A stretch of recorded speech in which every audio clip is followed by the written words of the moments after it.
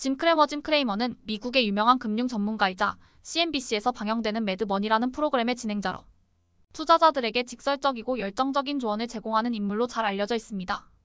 그는 금융시장에 대한 독특한 관점과 에너지 넘치는 스타일로 많은 사람들에게 영향을 미치고 있죠. 최근 크레머는 테슬라의 자율주행차와 로보택시에 대해 언급하면서 일론 머스크가 이 기술을 성공적으로 구현한다면 테슬라는 단순한 자동차 제조사가 아닌 기술회사로서 완전히 새로운 가치를 지닐 것이다라고 말했습니다. 그의 이러한 발언은 테슬라가 가진 혁신적 비전과 잠재력에 대한 공감을 보여주면서도 아직 실현되지 않은 기술에 대한 불확실성 역시 놓치지 않고 있죠.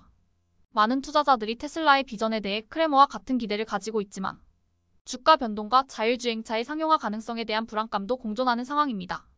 테슬라의 자율주행 로보택시 비전은 매우 혁신적이지만 아직 현실적인 세부 사항과 확실한 실행 계획이 부족하다는 점에서 시장의 신뢰를 얻기 어렵습니다.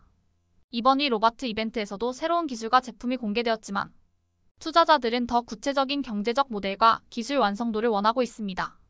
이번 이벤트에서 테슬라는 로보택시와 새로운 버스형 차량을 공개했으며 또한 인간형 로봇 옵티머스를 선보였습니다.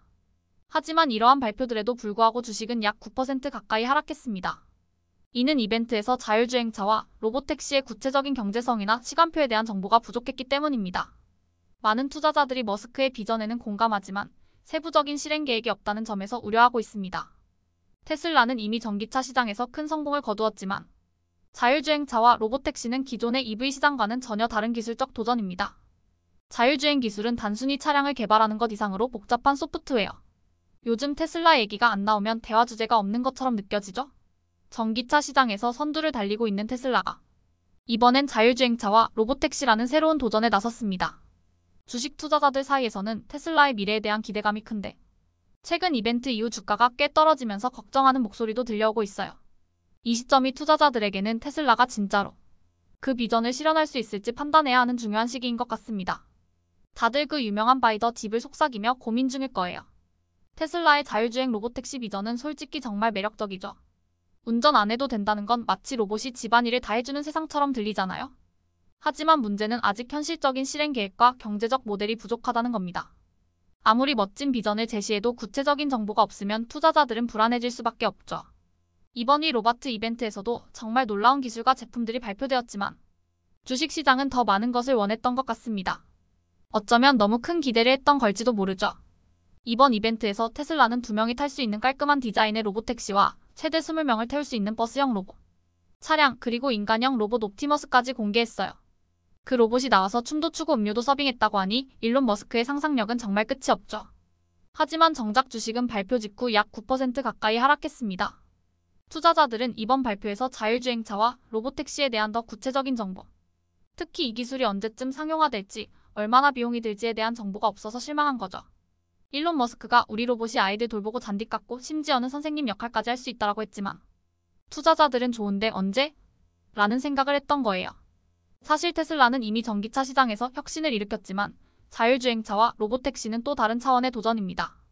전기차는 차체와 배터리만 잘 만들면 되지만 자율주행차는 그 위에 복잡한 소프트웨어와 AI 기술이 필요하죠. 여기에 규제 문제까지 더해지니 완전한 자율주행차가 도로 위에 나타나려면 아직 갈 길이 멉니다. 일론 머스크가 우리 차는 다른 행성에서도 자율주행이 가능하다라고 농담을 던지기도 했지만 당장 지구에서 먼저 가능하게 해야 하지 않을까요? 예를 들어 테슬라는 이번에 사이버캡이라는 새로운 자율주행 택시를 2026년쯤 생산할 수 있을 거라고 발표했어요. 아마라는 단서를 달았죠. 머스크 스타일답게 낙관적이긴 했지만 많은 사람들은 그래서 진짜로 언제냐? 라는 반응을 보였습니다. 반면 구글의 자회사 웨이모는 이미 샌프란시스코에서 자율주행 택시 서비스를 운영하고 있는데요. 이게 실제로 돌아가고 있으니 테슬라에게는 더 큰 부담으로 다가왔을 겁니다. 머스크가 우리 시스템은 더 일반화된 시스템이라 어디서든 작동할 수 있다라고 말했지만 사람들은 현재 샌프란시스코에서 잘 운영되고 있는 웨이모와 비교할 수밖에 없죠. 물론 테슬라 팬들은 이렇게 말할 겁니다. 하지만 테슬라는 혁신을 일으키는 회사야. 시간이 조금 더 걸릴 뿐이지. 결국 이뤄낼 거야. 실제로 일론 머스크는 과거에도 불가능할 것 같았던 목표를 실현시킨 전례가 있죠.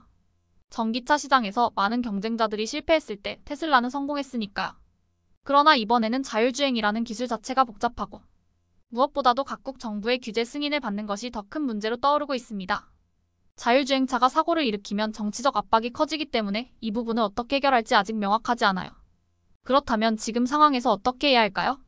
짐 크레머의 조언처럼 현재로서는 테슬라 주식을 무리하게 사기보다는 신중하게 지켜보는 것이 현명할 수 있습니다. 테슬라가 자율주행차 시장에서 큰 성공을 거두기 위해서는 더 많은 기술적 진보와 규제 문제 해결이 필요합니다.